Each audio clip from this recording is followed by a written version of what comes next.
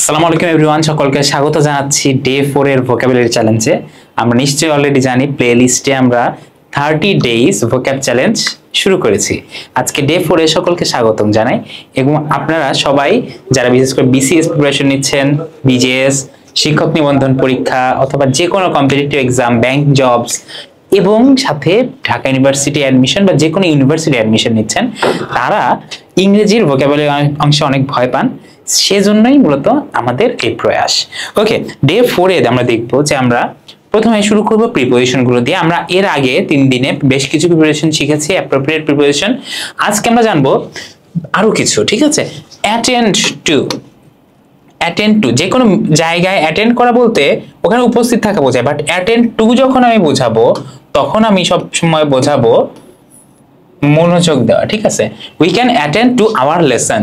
এজন্য এক্সাম্পল হিসেবে বলা আছে, খেয়াল করলে দেখা যাবে এক্সাম্পল হিসেবে বলা আছে অ্যাটেন্ড টু ইয়োর লেসন, ঠিক আছে, মানে মনোযোগ, তোমার লেসনে মনোযোগ দাও। অ্যাটাচ টু, আমরা যখন কোনো ইমেইল লিখি আমাদের পাশে একটা জেন্টস ক্লিপ টাইপ একটা সাইন থাকে যেটা অ্যাটাচমেন্ট বলে।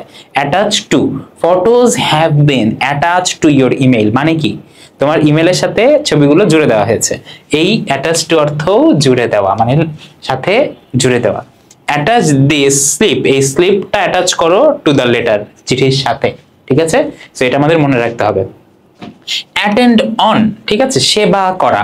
She attends on her mother, ঠিক আছে। অ্যাটেন্ডস অন অথবা আপন, অন অথবা আপন যে কোনোটা হতে পারে, ঠিক আছে। অন হতে পারে, আপন হতে পারে। তারপর আমরা দেখি অ্যাভেইল অফ, মানে সুযোগ গ্রহণ করা। You must avail yourself of it, মানে তোমার অবশ্যই নিজের জন্য এই সুযোগটা গ্রহণ করা উচিত। এরপরে দেখি অ্যাওয়্যার অফ, এটা খুবই ইম্পর্টেন্ট, মানে জবের ক্ষেত্রে এই কোয়েশ্চেনটা খুব এসে থাকে এবং খুবই কমন আমাদের ইংলিশ স্পিকিং এর জন্য। He is aware of the fact, aware of the fact মানে সেই ব্যাপারে সচেতন। বেসড অন, আমরা কোনো মুভির পরে কি দেখি, based on a true story, সে একইভাবে আসলে এটা অ্যাপ্রোপ্রিয়েট প্রিপোজিশনের কারণেই বসে। ভিত্তি থাকা, ঠিক আছে, কিসের ভিত্তিতে তৈরি বা কিসের উপর নির্ভর করে তৈরি। এখানে দেখি এক্সাম্পল লেখা আছে, দেখেন your remarks are not based on facts, তোমার রিমার্ক গুলো বা তুমি যে কমেন্ট গুলো করেছো এগুলো ফ্যাক্ট বা সত্যের সাথে না, অ্যাকচুয়াল ফ্যাক্টের সাথে ভিত্তি করে না। বেগ ফর, যখন কোনো কিছুর জন্য তুমি প্রার্থনা করছো এটা বেগ ফর, এবং যখন তুমি কারো কাছে প্রার্থনা করছো, ঠিক আছে, ওইটা বেগ অফ, ঠিক আছে।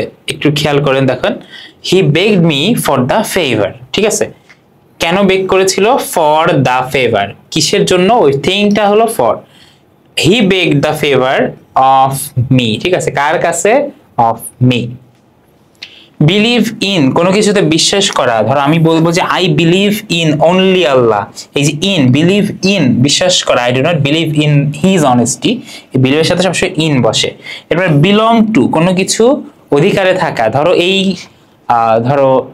এই কোন একটা ফোন, ধরো বললাম যে ফোন, আমার ফোনটা নিয়ে বললাম যে this phone belongs to me, মানে এটা আমার অধিকারের আন্ডারে। ওকে, এরপর আমরা দেখি কি কি আছে, কি কোনগুলো কিভাবে পড়তে হবে, এইটা মূলত আমি আপনাদের গাইড করে দিব। তোমরা আমার চেয়ে বয়সে ছোট হতে পারো বা বড় কেউ দেখতে পারো।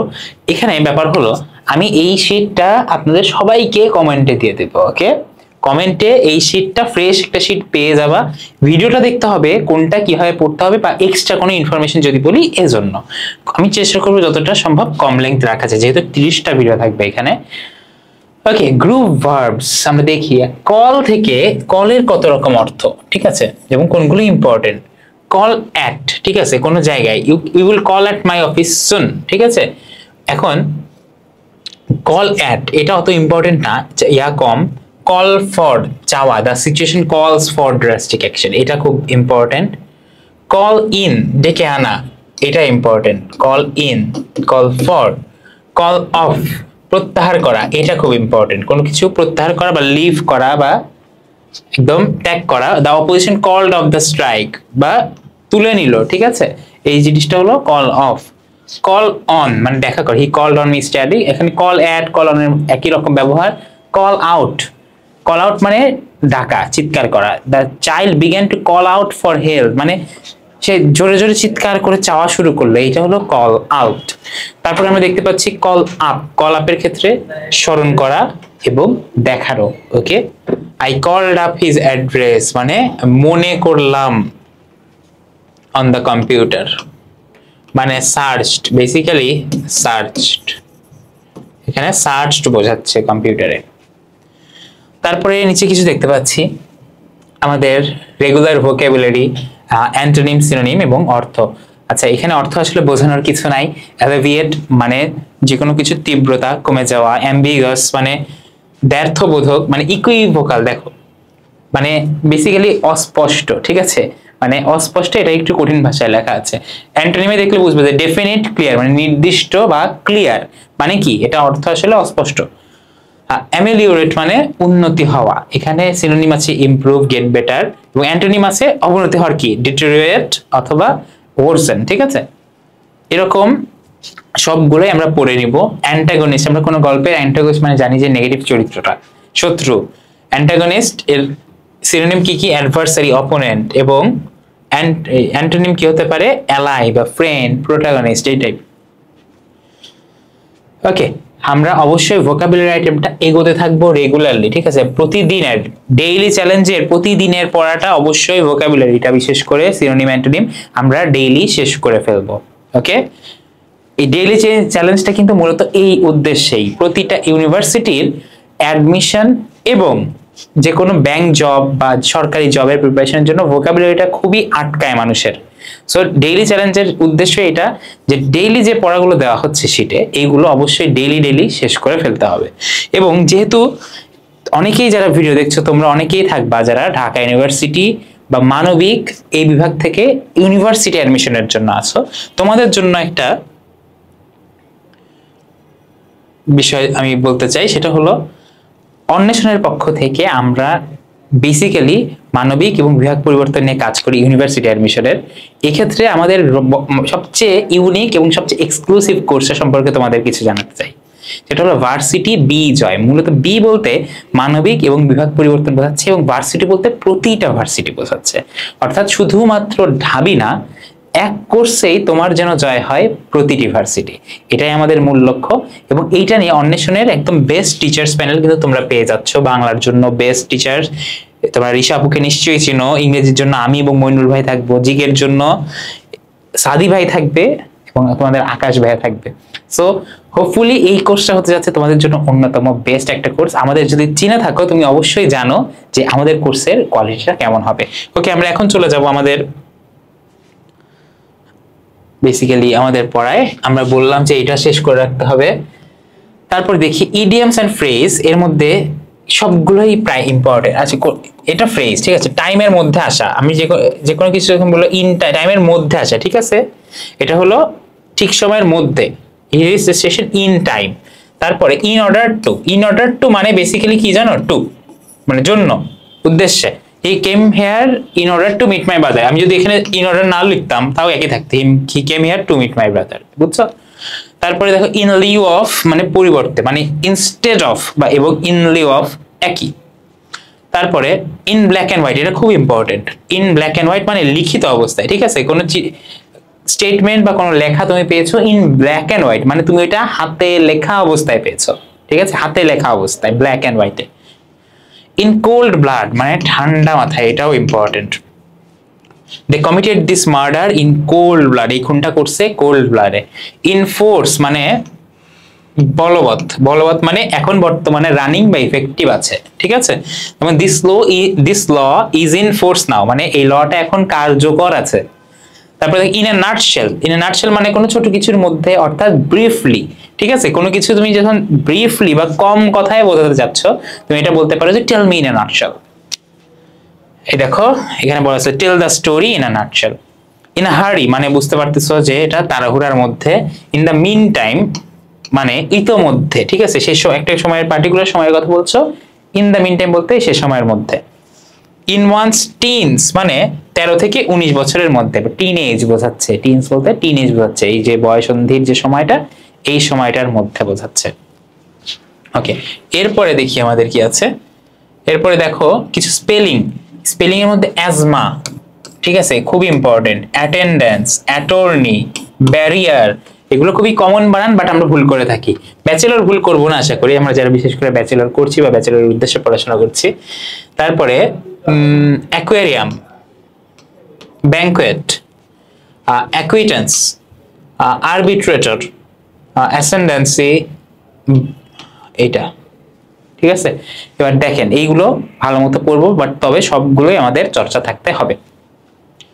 তারপরে আমরা এর ওই সি যে ওয়ান ওয়ার্ড সাবস্টিটিউশন, আমাদের গত একটা ক্লাসে কিন্তু ওয়ান ওয়ার্ড সাবস্টিটিউশন ছিল না, আবার আমরা নিয়ে আসছি স্টাডি অফ পয়জন, বিষ নিয়ে যে পড়াশোনা, ওইটাকে আমরা বলি টক্সিকোলজি। 1058 স্টাডি অফ ফ্ল্যাগস, দেখো ভেক্সিলোলজি। A written message from far off place, Telegraph. ঠিক আছে, অনেক দূরের থেকে একটা রিটেন মেসেজ, সেটা হলো টেলিগ্রাফ। এই যদি টেলিগ্রাফের প্রচলন কিন্তু আর নাই। An expert in writing by hand, কাইরোগ্রাফার। এরপর আমরা দেখতে পাচ্ছি স্টাডি অফ অ্যানিমালস, জুলজি, আমরা সকলে জানি প্রাণীবিদ্যা, বোটানি কি উদ্ভিদবিদ্যা। Study of medicine for children and their diseases, paediatrics বা পেডিয়াট্রিক।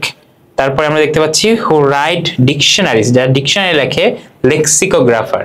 ঠিক আছে, তারপরে দেখো রিটেন বাই লাইট, এটাকে আমরা শর্টে বলতেছি ফটোগ্রাফ, বা আমরা যে ছবি তুলি।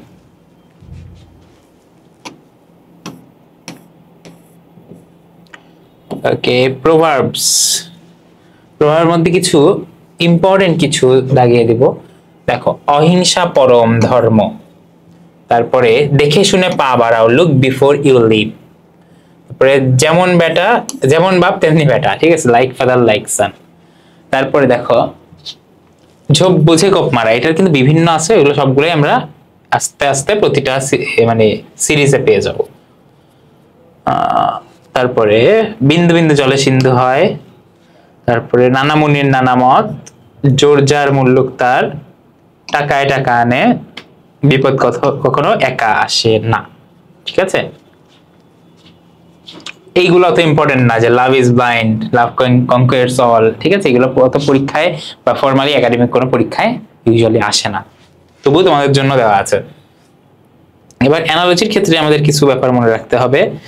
আমরা প্রতি সেশনেই কিন্তু অ্যানালজি আমরা করছি। অ্যানালজিতে তোমাদের এতদিনে তো অনেক এক্সপার্ট হয়ে যাওয়ার কথা। দেখো ওশেন ইজ টু বে, তারপর নিচের কোন অপশনটা ঠিক হবে? বে অর্থ হলো উপসাগর। ঠিক আছে, এটার চেয়ে ওশেন অনেক বড়। ঠিক আছে, ওশেন হলো বিগার ভার্সন তুমি বলতে পারো। এখন তাহলে দেখো আর্কিপেলাগো ল্যান্ড, এটা কি মেলে? অনেকগুলো ধরো ল্যান্ডের কি বিগার ভার্সন আর্কিপেলাগো? না। ঠিক আছে, আর্কিপেলাগোর সাথে সম্পর্ক দ্বীপের, বাট ল্যান্ড মানে তো ভূমি। তারপরে দেখো সি ইজ টু রিভার। ঠিক আছে, এখন রিভারের বড় ভার্সন কি বলতো? না, এটাও মিলবে না, তাই না? দুইটা জাত আলাদা, বেসিক্যালি তোমার দুইটা দুই টাইপের জিনিস। তারপরে দেখো কন্টিনেন্ট, পেনিনসুলা। পেনিনসুলার ক্ষেত্রে এইটা হইলো জিওগ্রাফিক্যালি এরা দুইজন কানেক্টেড। দেখো পেনিনসুলা উপদ্বীপের চেয়ে কন্টিনেন্ট মহাদেশ অনেক বড়। ঠিক আছে, বাট দেখো সি আইল্যান্ড, এগুলো যদি ভিন্ন জাতের হয়ে থাকে তাহলে তুমি অ্যানালজি ঘটাইতে পারবা না। ঠিক আছে, এবং ওই পেয়ার যেটা দেওয়া ছিল ওই জোড়াটা, ওরা যেভাবে কানেক্টেড, তোমার অ্যান্সারটাও ওই একইভাবে কানেক্টেড হইতে হবে।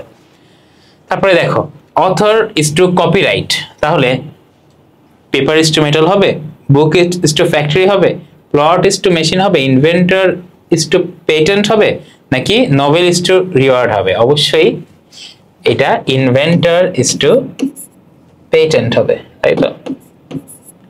আচ্ছা এক মিনিট, দাগ বসতেছে না কালির। এই যে ইনভেস্টর ইজ টু পেটেন্ট হবে। ঠিক আছে, কারণ পেটেন্ট দ্বারা কোনো ইনভেন্টরের কি হয়? অধিকার প্রতিষ্ঠা হয়। কপিরাইট দ্বারা যেভাবে অথরের অধিকার প্রতিষ্ঠা হয়, একইভাবে পেটেন্ট দ্বারা ইনভেন্টরের অধিকার প্রতিষ্ঠা হয়। Porter is to terminal. Porter শব্দটার অর্থ অবশ্যই জেনে রাখো কুলি। ঠিক আছে, পোর্টার শব্দটার অর্থ কুলি। ওর কাজের জায়গাগুলো কি? বাস টার্মিনাল বা যে কোনো যানবাহন টার্মিনাল, তাই তো? দেখো এখানে দেওয়া আছে clerk is to store, lawyer is to law. Law কিন্তু কোনো জায়গা না, ডান পাশে অবশ্যই জায়গা থাকবে। ক্যাশিয়ার ইজ টু রেস্টুরেন্ট, তারপরে কার্পেন্টার ইজ টু কি? স। এটাও হবে না। ঠিক আছে, কোনগুলো হবে না এগুলো বাদ দাও। ওয়েটার ইজ টু রেস্টুরেন্ট, ঠিক আছে। এখন দেখো ক্যাশিয়ারের জায়গা কিন্তু অ্যাকচুয়ালি রেস্টুরেন্ট না, কাজ করার জায়গা, ঠিক আছে। ক্যাশিয়ার থাকে প্রতিটা মার্কেটে, বাট ও তাকে রেস্টুরেন্টে আসলে যে টাকা ইয়ে করে এটা কিন্তু মেইনলি ক্যাশিয়ার না, একজন দায়িত্ব থাকতে পারে বাট ক্যাশিয়ার না এক্স্যাক্টলি। এখন ক্লার্কের জায়গাও কিন্তু স্টোর না, স্টোর কিপার স্টোরে থাকে। সো একটাই কিন্তু বাকি থাকে যেটা জায়গা, সেটা হলো ওয়েটার রেস্টুরেন্ট, এবং এটা অ্যানালজিক্যালিও মেলে। মেজন ইজ টু ওয়াল, তাহলে পরের পেয়ারটা কি হবে? মেজন শব্দটার অর্থ আমরা জানি রাজমিস্ত্রি, ঠিক আছে, যারা বিল্ডিং টিল্ডিং এর কাজ করে। এখন তারা কি করে? দেওয়াল বানায়, ঠিক আছে। এখন তাহলে কোনটা হবে? দেখো ডক্টর কিওর করে, মেইন কথা এখানে কিন্তু একটা নাউন আছে দেওয়াল, ঠিক আছে, এখানে কোনো ভার্ব না। ডক্টর ইজ টু কিওর দেওয়া আছে, এটা হবে না। তারপর ব্রিক ইজ টু স্যান্ড, এখানে তো কানেকশনই নেই, শুরুতে একটা পেশা থাকবে, ঠিক আছে। পেইন্টার ইজ টু মিউরাল, ঠিক আছে, পেইন্টার ইজ টু মিউরাল, এইটাই শুধুমাত্র হওয়ার মতো। কারণ কি? মিউরাল শব্দটার অর্থ দেয়াল চিত্র, ঠিক আছে। বাকি দেখো ম্যাজিশিয়ান ইজ টু ম্যাজিক, ঠিক, নট এক্স্যাক্টলি রাইট, ঠিক আছে। স্ট্রেঞ্জার ইজ টু ফ্রেন্ডশিপ, এগুলো তো হবে না। তারপর দেখো soldier is to carbine, carbine শব্দটার অর্থ হলো অশ্বারোহী সৈন্যের ছোট বন্দুক, মানে যারা ঘোড়ায় চড়ে এমন সৈনিকের ছোট বন্দুক, ঠিক আছে। এখন ওর অস্ত্র এটা, তাহলে দেখো নাইটের অস্ত্র কি বলতে পারো? স্পেয়ার, ঠিক আছে। বাকি কিন্তু অস্ত্র না কোথাও। অথর বুক, এটা অথরের সাথে বুকের কিন্তু অস্ত্রের কোনো সম্পর্ক না। সেলারের সাথে কিন্তু পাইরেটের অস্ত্রের সম্পর্ক না। ক্যাপ্টেনের সাথে শিপের অস্ত্র সম্পর্ক না। শুধুমাত্র নাইটের অস্ত্র হলো স্পেয়ার। তারপরে দেখি piston is to cylinder, piston is to cylinder, সিলিন্ডারের ভিতরে আমরা জানি পিস্টন ওঠা নামা করে। এখন কোনটা সঠিক হবে? এখানে যদি দেখো সবগুলো চেক করো, রাইফেল ক্লার্ক মেলে না, ঠিক আছে। তারপর বুলেট রিভলভার, রিভলভারের ভিতরে বুলেট থাকে, বাট ওইটাও কিন্তু উঠানামা করার সম্পর্ক না। দেখো এখানে মেইন হলো উঠানামা সম্পর্ক, উঠানামা সম্পর্ক। তোমাকে শুধু নামটা দেখলেই বুঝবা না। এখানে শুধুমাত্র দেখো শ্যাফট বা কুয়ার মতো গর্তে, আমরা জানি যে আমাদের যে বিল্ডিং এ এখানে কিন্তু কুয়া টাইপ একটা গর্তের মধ্যে আমাদের এলিভেটর থাকে বা লিফট আমরা যেটা বলি, ঠিক আছে, ব্রিটিশ ইংলিশে লিফট বলে। এখানে তোমরা এই যে এলিভেটর, এটার কিন্তু ওঠানামা করছে, ওই একই টাইপের ওঠানামা, তাই না? এখানে শুধুমাত্র এইটাই উত্তর হওয়ার মতো, এলিভেটর ইজ টু শ্যাফট। তারপরে দেখো পার্ডন ইজ টু অফেন্স, তাহলে কোনটা ঠিক হবে? দেখি, পার্ডন মানে ক্ষমা করা, পার্ডন শব্দটার অর্থ কি? ক্ষমা করা। আর অফেন্স মানে কি? অন্যায়, ঠিক আছে। আমরা পার্ডন করে অন্যায় থেকে মুক্তি পাই, যে কোনো অফেন্স থেকে মুক্তি পাই। তাহলে একটু খেয়াল করেন, আমরা দেখো রিপেন্ট করে সিন থেকে কি মুক্তি পাই? না। তারপর ডিটেক্ট, দেখো ডিটেক্ট করে কি ভায়োলেশনের সাথে মুক্তির কিছু আছে? সেন্টেন্সের সাথে ক্রাইম, এখানে মানে রাইট না, ঠিক আছে। দেখো ফরগিভ ইজ টু রং, দেখো এইটার সমকক্ষ বা এটার সাথে মিলে পার্ডন, ফরগিভ, অফেন্স, রং, ঠিক আছে, এটার সিনোনিমাস, বুঝতে পারছো? সিনোনিমাস। ফরগিভের মাধ্যমে রং থেকে মুক্তি পাওয়া হয়েছে, একই টাইপের আসলে অ্যানালজি, কম বেশি, খুব বেশি কিন্তু ভ্যারিয়েশন নাই। এখানে দেখতে পাচ্ছ chef, chef is to wheat, এক মিনিট,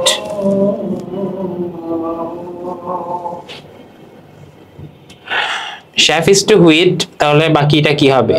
দেখো হুইটের উচ্ছিষ্টকে শেফ বা তুষ বলা হয়, তাই তো।